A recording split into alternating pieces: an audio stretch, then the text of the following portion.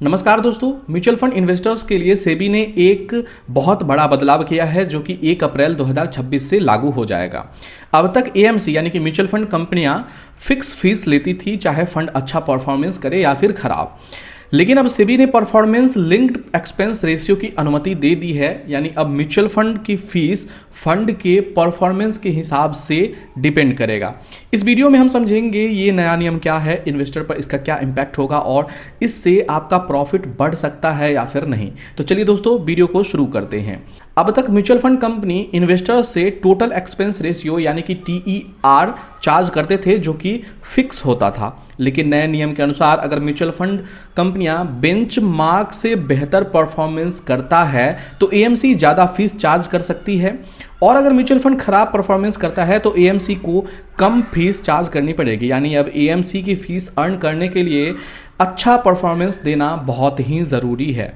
इससे एएमसी और इन्वेस्टर्स का इंटरेस्ट अलाइन होगा। सेबी ने एक नया कॉन्सेप्ट इंट्रोड्यूस किया है दोस्तों, बेस एक्सपेंस रेशियो कहा जाता है इसको।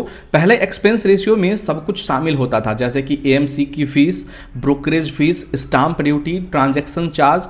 लेकिन अब बेस एक्सपेंस रेशियो में सिर्फ एएमसी की मैनेजमेंट फीस ही शामिल होगी, बाकी चार्जेस जो हैं वो अलग अलग डिस्क्लोज किया जाएंगे।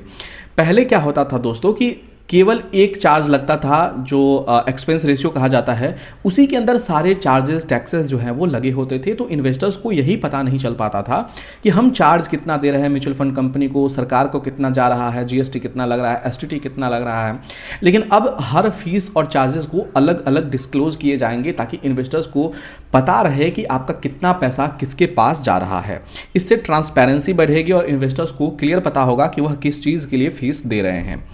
दोस्तों, सेबी ने ब्रोकरेज चार्जेस की मैक्सिमम लिमिट भी कम कर दी है। इसका मतलब है कि म्यूचुअल फंड्स के ट्रांजैक्शन कॉस्ट कम हो सकते हैं, जिससे इनडायरेक्टली इन्वेस्टर्स को फायदा होगा।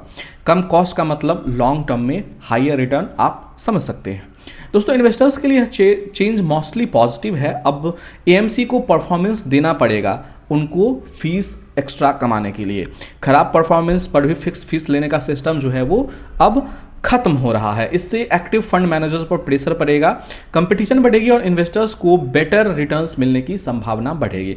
लेकिन एक बात ध्यान में रखना बहुत ज़रूरी है, अगर फंड बहुत अच्छा परफॉर्मेंस करता है तो उसकी फीस थोड़ी सी आपको नॉर्मल से ज़्यादा हो सकती है, लेकिन ओवरऑल सिस्टम इन्वेस्टर फ्रेंडली ही बनाया गया है। शॉर्ट में समझे दोस्तों, तो अब म्यूचुअल फंड इंडस्ट्री में no performance no high fees का कॉन्सेप्ट लागू होने वाला है। यह चेंज म्यूचुअल फंड इंडस्ट्री में ट्रांसपेरेंसी और अकाउंटेबिलिटी दोनों बढ़ाएगा। लॉन्ग टर्म इन्वेस्टर्स के लिए यह एक पॉजिटिव स्टेप है। तो दोस्तों, अगर आपको यह इन्फॉर्मेशन बढ़िया लगा हो तो वीडियो को लाइक, शेयर और चैनल को सब्सक्राइब कर दीजिएगा। और अगर अभी तक आपने हमारे चैनल गौतम ठक्कर को सब्सक्राइब नहीं किया है तो ऐसे ही स्टॉक मार्केट से रिलेटेड अपडेट्स के लिए आप हमें सब्सक्राइब कर सकते हैं। जय हिंद।